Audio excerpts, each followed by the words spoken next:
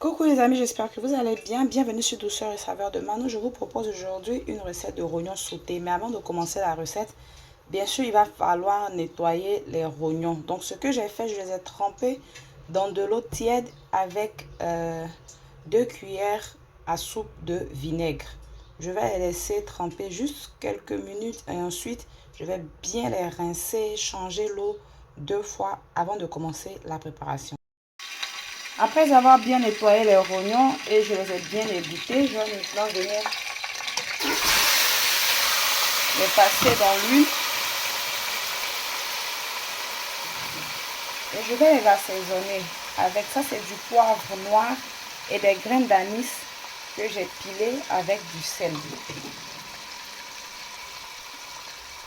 Et comme je le dis toujours, vous pouvez rajouter d'autres épices de votre choix. Mais là, moi, j'ai rajouté poivre noir et graines d'anis, l'équivalent d'une bonne cuillère à café. Et par-dessus, je vais venir rajouter une tête d'ail et la moitié d'une noix de gingembre que j'ai mixé avec un peu d'eau. Donc, gingembre et ail. Je vais laisser le tout bien sauter ensemble. Pendant ce temps, je vais laver, découper et mixer mes légumes. Donc, j'aurai besoin de 2 poivrons rouges, 2 tomates fraîches et demie, un oignon, du piment. La quantité de piment, c'est selon ce que vous pouvez supporter. C'est dans le même mixeur que j'ai mixé l'ail et le gingembre. C'est pour ça qu'il y a des résidus blancs à côté.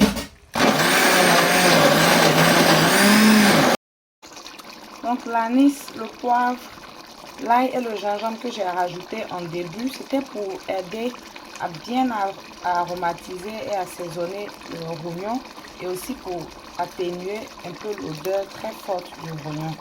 Maintenant, je vais venir ajouter 2 feuilles de laurier et aussi rajouter les légumes que j'ai mixés tout à l'heure. C'est-à-dire poivron, piment, tomates, oignons.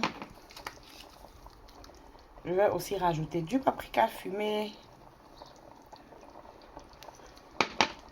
Je vais rajouter l'équivalent d'une bonne cuillère à soupe cuillère à café de concentré de tomates. Donc de votre côté, vous pouvez rajouter d'autres épices que vous aimez et que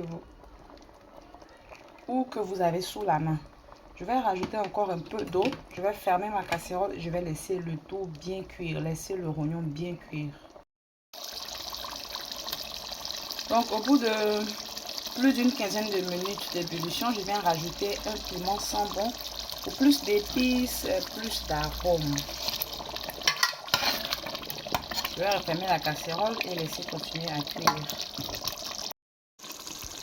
Donc au bout de quelques temps, quand on voit que l'huile qui a servi à faire sauter les rognons en début de vidéo commence à ressortir sur le dessus, ça veut dire que la recette est pratiquement prête à être servie. Ce que je vais faire maintenant, c'est de rajouter la moitié d'un oignon, poivron que j'ai découpé. Et puis je voulais aussi rappeler que la texture ou la consistance de vos rognons sautés dépend de vous. Moi j'ai fait exprès de rajouter un peu plus d'eau et j'ai fait exprès aussi de mixer beaucoup de légumes parce que je voulais cette consistance là, vu que le plat sera servi avec soit du riz, soit de la téquée. Donc si vous voulez, vous pouvez faire sauter vos rognons un peu plus, je vais dire un peu plus sec, en mixant moins de légumes. Donc voilà, les légumes que je viens de rajouter, je vais les laisser cuire juste 3 à 4 minutes parce que je veux qu'ils restent croquants. Ensuite, je vais rajouter du persil par-dessus et éteindre le feu. N'oubliez pas d'assaisonner, n'oubliez pas d'assaisonner. Moi, je vais laisser en bas d'infos le lien de la recette de l'assaisonnement que j'ai utilisé. Mais si vous n'avez pas cet assaisonnement de votre côté, vous pouvez utiliser n'importe quel assaisonnement de votre choix. Désolée pour le bruit, mes voisins sont en train de faire la fête.